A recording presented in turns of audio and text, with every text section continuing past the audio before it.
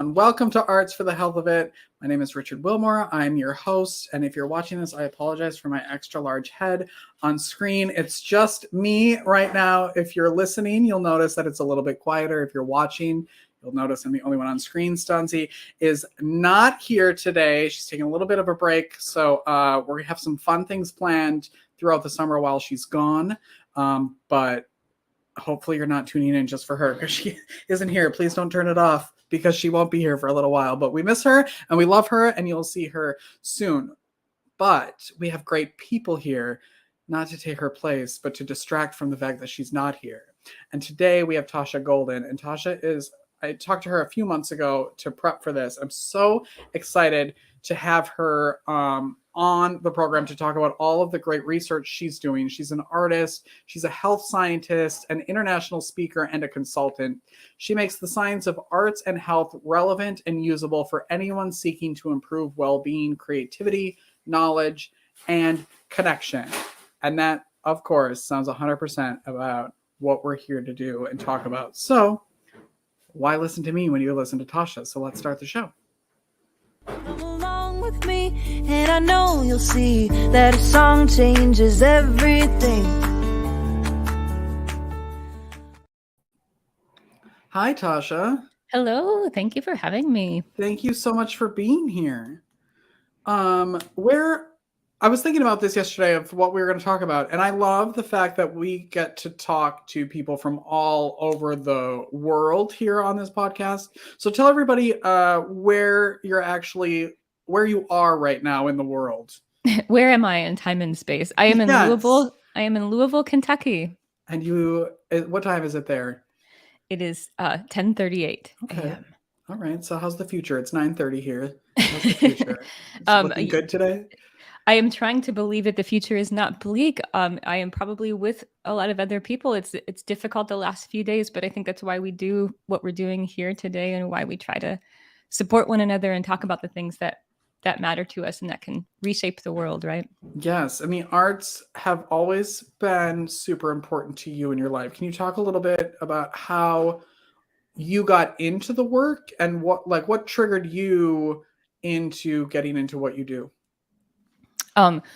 Well, okay. So I grew up in a conservative evangelical home. My dad was a pastor.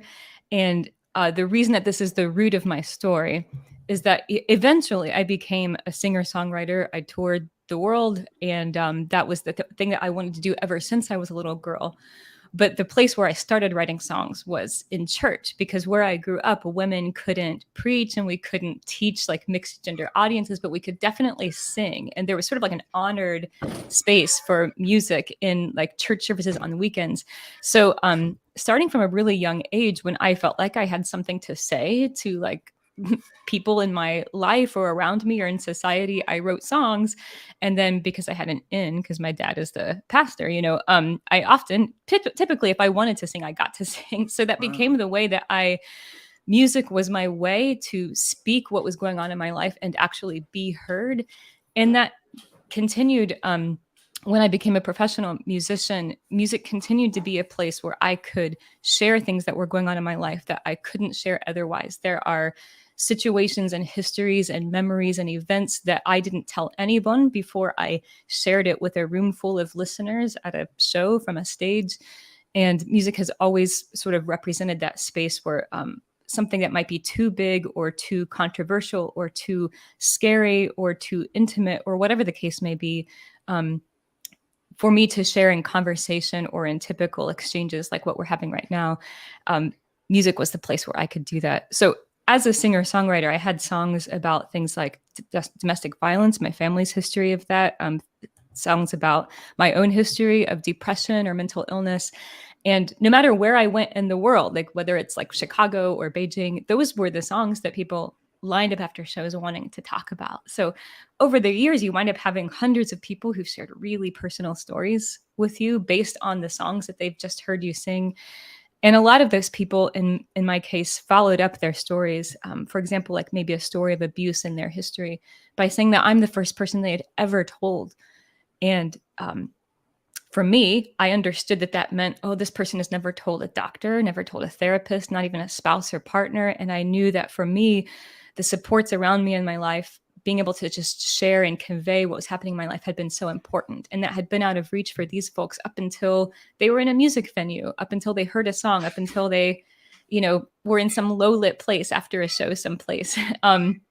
And were able to share what was on their mind. So I became really interested in why that was happening. Why was a music venue or a song a place where I and other people could finally say something that we couldn't say otherwise? And how did that affect our health?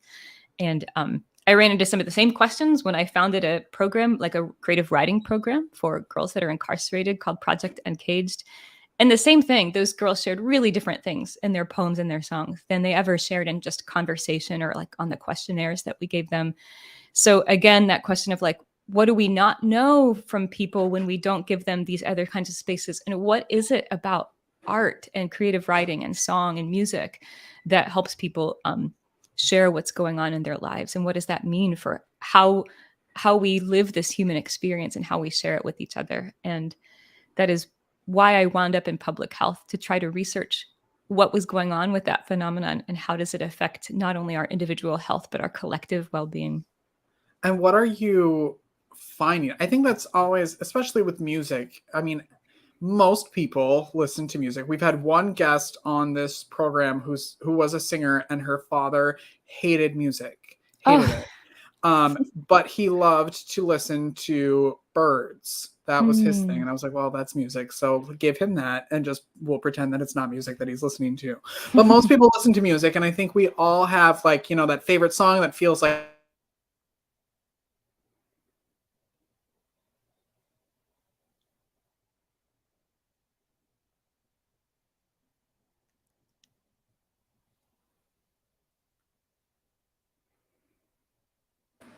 I don't know what just happened. Apparently my mic muted itself. Oh, no.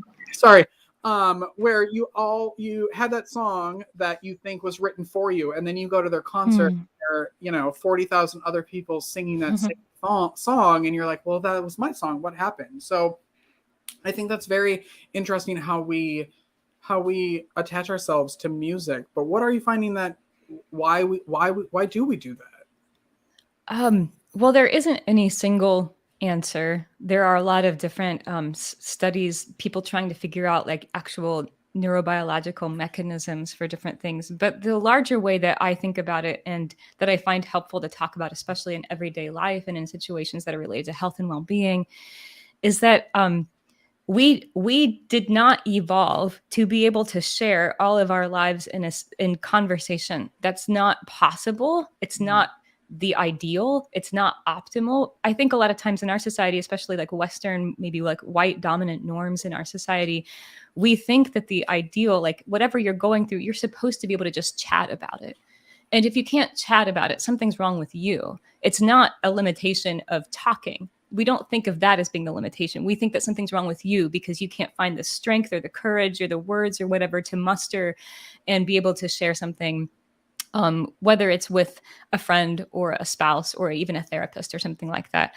I think one of the reasons that art exists is that the human experience is far larger than conversation and language like this. And that's why we evolved to make and share art. It can allow us to express something much larger about the human experience. Sometimes I think of it as like, if you think of the human experience as being this like vast mountainous landscape, and there's maybe like a tiny shack on the hillside on that landscape. And that tiny shack is like conversation and texts and tweets. And we try to squeeze all of the human experience into that tiny shack on the hillside, and it can't accommodate it. The human experience is vast, and it's always been vast. That's the only kind of human experience that exists, is the kind that's kind of too much.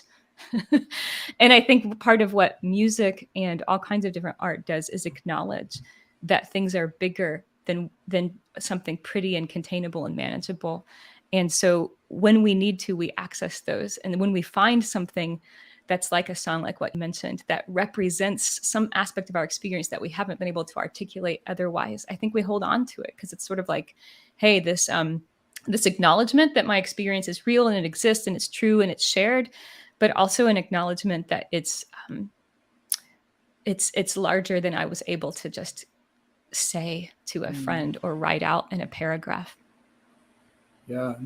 Were you, I mean, you were using music as a way to express yourself. Were you surprised then at the reaction from people at concerts that you were receiving, that suddenly they were telling you their stories? Like, how did you deal with all of a sudden being their therapist, kind of? Well, a lot of what I do now is I spend a lot of time now offering trainings to artists and arts educators, arts facilitators in trauma-informed practice. And a lot of what I'm doing, and when I'm doing that, is offering what I wish I would have had. I think people kind of don't realize, maybe people who are not artists know this hands down. Like anybody that I've ever talked to who's an artist knows this really intuitively. I think other people don't recognize how much people share with us as artists as a result of like what we kind of seem to make communicatable, talk aboutable through the art. And so definitely you don't want to put yourself in the position of therapist. I think I was sometimes surprised by what people chose to share with me. I think I was more surprised when I was the first person they had ever shared it with. And I don't think I was surprised that it happened. I think I was more in wonderment about how and why it happened. And I think I was also alarmed by how much is going on in people's lives that they don't have a way to get out or express. And I wondered if part of their inability to get that out and express it is that they thought they had to do it in some, they thought they had 3 options or something. I would have to, if I'm going to share this, I have to share it in way A, B, or C. And since I can't do that, I guess here I am. And maybe they show up at a concert, whether it's mine or somebody else's. I think this happens for humans. Like they show up at a concert and they find a D and they're like, oh, I didn't even know that was an option for me. Okay, yeah. I'm going to take it. Yeah, and I mean, we've had people on this podcast who don't even know that they're in the arts and health world, what they're doing. And then they're like, oh yeah, there is that correlation. Or this is what I'm doing. I just thought I was doing it to, for whatever reason. So I love that, like, you're giving people that space to they don't have to create the art themselves to like express it, that you're just giving them the creative space, because it's not always about going out, painting, writing music. It's also about taking it in and what that does for your soul. Yeah. And, people hesitate to want to create things, or maybe the last time they created something was when they were a child. And so I understand that for a lot of people, it can sometimes even feel infantilizing for somebody to tell them like, hey, why don't you go draw a picture or take a painting class. It can seem like you're trivializing what they're going through. And so I think but like you said earlier, everybody's got a song that they love. People are drawn to things like film or TV shows that do represent their lives. And I think that's a way in or for people, or a way through. Not to say that I think the goal is for people to create their own art. I think people are creative and they create things in whatever way that they need to. I'm not out here trying to make sure everybody becomes an artist or makes art. But I think the availability of art to either find it or create it or both, I think we evolved to need that and to be driven to share it. And I think there's also a lot more creativity than we typically acknowledge in just the process of hearing something, listening to it, sharing it.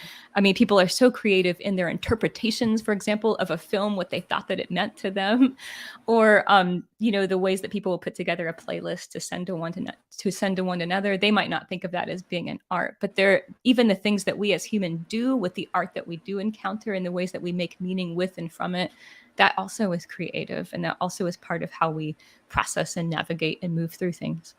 And I think especially as adults, we think that stuff like concerts and making the art is supposed to be for the people who are really good at it and the professionals.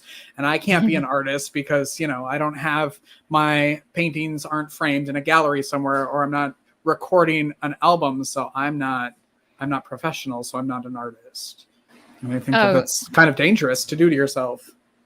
Yeah. And you can choose the label or the name or term artist if you want, and you can issue it if you want. That doesn't have to be here or there. So if it makes people feel better to say like, I'm not an artist, even though they're constantly making art every day, that's fine. Like Yeah. whatever you need to do. But Yes. I also think, sometimes, especially in my world, there can be this kind of sense that that an artist, quote unquote, is some kind of special class of people, and they can become like this idea that those people are special or other or different. And I think people do that in order to honor the artist. But I think a lot of times the opposite happens, because the more, quote unquote, special or othered you make a sort of like set of behaviors or actions, which is ultimately what artistry is, the easier it becomes to dismiss it. And that can mean that you dismiss it as in like, we don't need it, or like we don't need art in schools or something like that. But it can also become, and I just want to clarify, I think we need art in schools. I'm saying that other people dismiss the arts because they've made it other and quote unquote special, and therefore it's not actually a part of everyday life, and so that we don't need it. But then I also think that it can become like you're saying, this thing where like, well, that's for certain types of people do that. I'm not that type of people, therefore I don't do that, or I don't identify with that. And as somebody who has always identified as an artist and made my living as an artist, I feel very uncomfortable when people talk about artists as some kind of like special group of people who can do special things and see things in a special way. I don't think that's consistently true. And of course, artists have done really wonderful things in the history of the world, and artists have also been propagandists for really evil and terrible things in the history of the world. So I think it makes much more sense for me and my sensibility to just think about humans doing the things that we have been made to do. Basically, we kind of figured out that we need art, that we make it, that we appreciate singing and making sounds with our voices. We appreciate seeing color or lines on pages or canvases, and we do things with the world around us. And that's just something that we do. And we cut that off from ourselves or excise it from the human experience to our detriment, because we apparently need it. Or we wouldn't be doing it after these millions of years. Yeah. What was the last creative thing you did for yourself? Not necessarily like for work, but something that you did for yourself. I unexpectedly several days ago wrote a song. My partner was playing a kind of chord progression. It was late at night. I was getting to bed, and I heard the chord progression, and without wanting or needing to, a melody popped into my head to go with that chord progression, and I just took out my journal and wrote out the whole song. Wow. Which wound up being about kind of like this social media snafu that I was seeing, like, arguments falling apart, people trying to reach each other across difference, and it just becomes a little bit of a dumpster fire. And the song doesn't reflect all of that, but that's kind of what motivated it. And it felt really good to get it out. And the next day I had to sit down and be like, well, how does this sound on the voice? How does it feel to sing it? And it felt great to sing it. Do you record? I don't even know if this is a dumb question or not, but like, do you record every song that you write, or is it sometimes just like you need to get it out, like poetry almost? It's a mix. It's often, at first, it's just something that I want to get out. But from the time I was little, and this is not true, obviously, for every artist, I have always seen music foremost for me as communication. I think for a lot of the musicians around me, maybe they would say that music is foremost for them expression. And the nuance, like the lines between these two are incredibly blurry for all of us, and it can change day to day or hour to hour. But almost always when I'm writing something, I'm thinking about what that might mean for somebody to share it. What might that mean? How does that help me feel like I'm connected with my fellow humans? And so I'm always recording stuff because I want to be able to come back to it later and maybe share it with somebody. How does that feel as the person who's taking the time to write, go out and perform? How does that feel then to have that sort of feedback from the people that are coming to see you or listen to you? For me, that has always been really rewarding and important. And I think that's because, like I said, my primary motivation for making art has always been to communicate. And I'm neurodivergent and I'm an introvert. And I think probably I always wanted to connect with my fellow humans and felt like I was inadequate at that in the sort of like quote unquote normal ways. And so I think from the time I was a very little girl, I was trying to find like, what is the way that I can communicate that people will hear me and they'll appreciate it and they'll listen. And then we can have a conversation about what they just heard. So when that happens, it's one of the most rewarding things in my life. Like I remember telling, people when I was very young that like the best thing that could happen when I shared a song was for somebody to say something like, oh, I felt that same way before and have never been able to articulate it. And you did that for me. And that's hearing that is probably, one of the most rewarding things that I've been able to experience. How would you describe, this is sort of going to be, I guess, maybe a 2-part question. How would you describe your music and what type of music do you love to listen to? Well, I don't know how I would describe my music, but other people have described it as something like romantic, lush pop. It's a little bit like folk pop. So that is our music. It's been, like played on folk radio, but also played on other like pop stations or retail stores and airplanes, apparently, or airports, I mean. And what was the second part of your question? Like who you listen to or the type of music that you love to listen to. What do you connect with? Oh, it is always changing. And for the last few years, actually, I've found it difficult to sit and listen to music because it's almost, I found myself almost overwhelmed by it. It's a little too much. But I will say, just to give a shout out to her, I think the album that I've been coming back to over and over again the last few years has been an album by a singer-songwriter named Kim Taylor. I think it's called, oh man, this is terrible of me. It was called Lessons, something like that. But it's just a very Americana kind of album about like basically life being challenging. But some of what I love about it is the way that the drums sound just nice and deep and stark, sort of like an Alison Krauss record or something like that. And then, and the gentle plucking of the guitar strings. And there's something very soothing about it, I think, because the songs sort of like acknowledge that life is challenging and you just want to sit in that acknowledgement sometimes. So that's been a reliable go-to for me during a time the last few years when I felt like sometimes listening to music is too much emotionally. That one's been a good one. I'm going to write that down and download that as soon as this is over. We're going to take a quick break and come back with Tasha. And I want to talk about the articles that you just had published, which is, I'm so excited and very proud of you, and you should be too. I'm sure it was a ton of work. And then also, I want to know what people can start doing today. If you have tips for people to start integrating the arts into their lives, something easy for them today. So we'll take a break and be right back with Tasha Golden after this. Whether you consider yourself a musician or not, music is all around us, and it affects our everyday lives. Whether it's background music influencing our shopping habits in a store, organ music adding the vibe to a baseball game, or a playlist convincing us to keep going on that last mile of a run.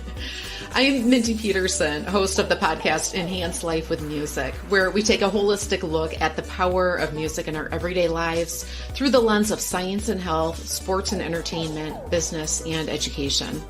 You can find me and Enhance Life with Music at mpetersonmusic.com/podcast or wherever you get your audio.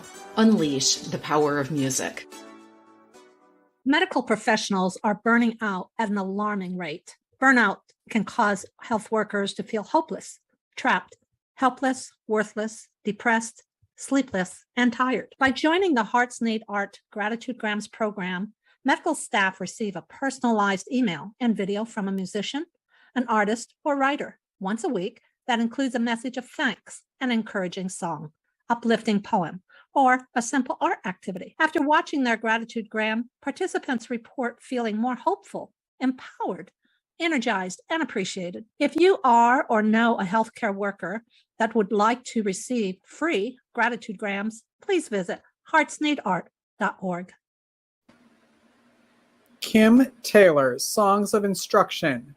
We're back. That's not who we're talking to, but maybe we'll surprise her next week. But we are here with Tasha Golden. That is who she was talking about, who she's listening to. Now, tell us about the articles that... I want to know how long these take to write, like what this process was, and why you did it, and like what I hear a lot about, like, oh, that's a white paper, that's an article that was released, but what are those, for people listening, me included, like what are those used for?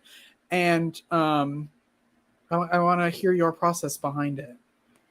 Oh, well, they're all so different. Like in the like academia or the scholarly world, like, some people can churn out articles every few weeks, or some people, some studies can take several years. So it just depends on what you're studying. The articles that I just published took a really long time, in part because just the peer review process with the journal was delayed because of the pandemic and stuff like that. But the study itself was also a little bit of a long time running. But what it was is, at the time, I worked here in Louisville, Kentucky with something called the Youth Violence Prevention Research Center, which is a CDC-funded organization designed to, like it sounds, try to do research that would help prevent youth violence. But we noticed that we knew a lot about how boys and young men were experiencing and perceiving violence. We knew much less about girls and gender nonconforming youth. So I wanted to do a study that would focus on them, but I also knew from my work with Project Uncaged and with girls in the juvenile justice system, like I mentioned earlier, that there's a lot that you can learn, especially about stigmatized or sensitive issues such as violence, if you open up the ways by which they can respond to questions. So our city had many different surveys that had gone on about violence exposure to the public school district, to the University of Louisville, to lots of different things. So I got some of those that had been administered over the last few years and just disaggregated them by gender, so we could look specifically at girls and young women in those surveys. But then I also established a few creative writing processes. One was a Project Uncaged, this creative writing program for girls that are justice involved. One was a citywide poetry contest that we did with an international literary publisher called Sarah Band Books that's here in Louisville, Kentucky. And then another one was the script of a play that we got from survivors of violence at the University of Louisville who had written this play about their experiences and performed it for 2 sold-out shows, and got the script of that and basically analyzed all of that creative writing as qualitative data. And we were able to combine the survey data with all of that creative writing data. And so obviously that took some time to do, but the findings are really fascinating. So the 2 articles are actually 2 parts of the same study. The first article tells you what we learned about violence by combining these surveys with the creative writing, what we learned from girls and young women. And then the second article tells you what I found when I compared those surveys to each other. So how did the surveys perform, quote unquote, as research methods for trying to learn about violence of this population? And how did the creative writing methods perform? And how did those compare to each other? So there's a lot to talk about there, but a lot of it is driven by this history and this question that I've had for my whole life about how and why the arts help us communicate about things that are otherwise difficult to share or open up about. And I know you sent the links to us, so we'll put those in the notes and in the comments if you want. Are those on your website as well? They are, yeah. Okay, good. And what is the best way that people can connect with you and reach out to you? My website is just tashagolden.com. And there's a lot of information there about my articles and publications, both academic articles and other things as well. And then you can learn about other things that I do, workshops or trainings or talks that I give, if that could be useful to you.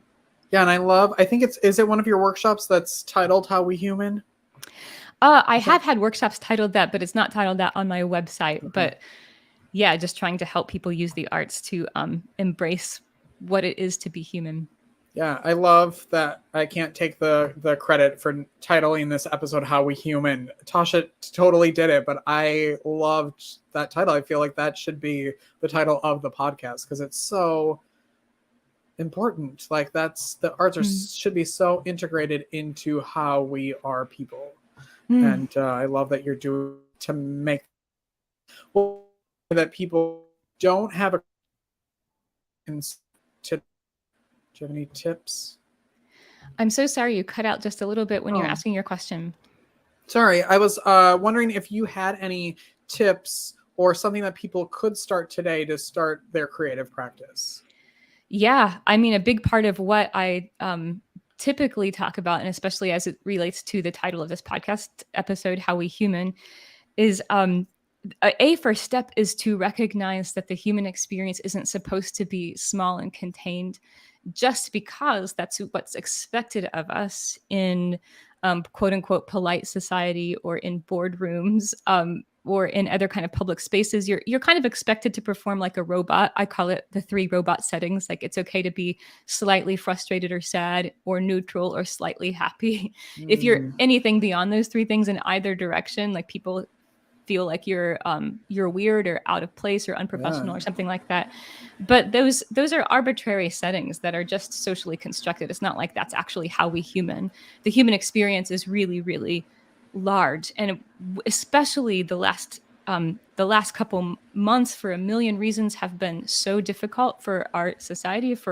There's so much going on here in America, and I think one of the ways that we add suffering to the suffering that we're all legitimately and justly experiencing is that we think we're not supposed to be feeling it, or we think we should be able to contain it and just keep hustling and keep doing whatever we're doing every day. So my suggestion is usually to, first of all, no, you're not supposed to be able to squeeze your experience into those 3 robot settings, or like I said earlier, the tiny shack on the side of a mountain. The human experience is supposed to feel like a lot. And so whatever you need to do to be able to express that or share it, do it. And it doesn't have to mean like go color a picture or go get a guitar out and write a song. It just means don't expect yourself to be able to reduce your experience to a text or a tweet or to a conversation with somebody else. Expect that you may need some other way to communicate or share or process your experience. And that might be a certain film that you watch with somebody else and you say, hey, that's how I'm feeling. It might mean you put together a list of a few songs that you can just sit with, or maybe you send them to somebody else. It might mean that you draw a picture. It might mean that you take some time watching somebody else paint or draw something online, whatever it is. But the main point is not you need to make art, or that art is some kind of panacea or silver bullet. The main point is that art is part of how we human. And whatever it is that helps you to acknowledge that and accompany it, find it, do it, use it, regardless of how it's labeled or what you think it, is it creative? Is it art? Doesn't matter. Find what you need. And I think you said it a couple times that I always try to tell people is that it doesn't have to be shown to everyone. It can be just for you. And it doesn't have to, don't go in it thinking I have to draw this or do whatever to show people. It doesn't have to be about that. You can crumble it up and throw it away and be done with it, or keep it in your own notebook. It's just that how important it is to do it in any way that you're doing it. Tasha, I want to be you when I grow up. I think you're amazing, and I want you here all the time, even though I know you can't be. But go to TashaGolden.com, learn more about her, connect with her, download her music. You're amazing. Thank you so much for being here today. Thank you so much for having me. It's lovely to see what you all are doing with this podcast and how you're connecting with people. And I'm glad to be a part of it. Thank you. Thank you. If you're watching or listening, make sure you subscribe wherever you're doing that, and come back next week for more episodes. We'll see you later, everyone. Bye. Bye. Thank you for listening to Arts for the Health of It, a podcast produced by Hearts Need Art Creative Support for Patients and Caregivers in partnership with the National Organization for Arts and Health. You can help others learn about the healing power of the arts by subscribing, sharing, and reviewing the podcast wherever you listen or watch. The podcast is hosted by Richard Wilmore, co-hosted by Constanza Rader. Our theme song, Songbird, is written and performed by Natalie Lane. Visit heartsneedart.org to learn how you can support our mission to create joy with people facing life-altering health challenges. Join us next week to learn more ways you can create arts for the health of it. The views expressed on this podcast do not necessarily reflect the views of Hearts Need Art, their staff, board members, or other affiliates. All content is created for informational purposes only. This podcast is not intended to be a substitute for professional medical advice or to diagnose and treat any health condition. Always seek the advice of your physician or other qualified health professional with any questions you may have regarding a medical condition. Never disregard professional medical advice or delay in seeking it because of something you heard on this podcast.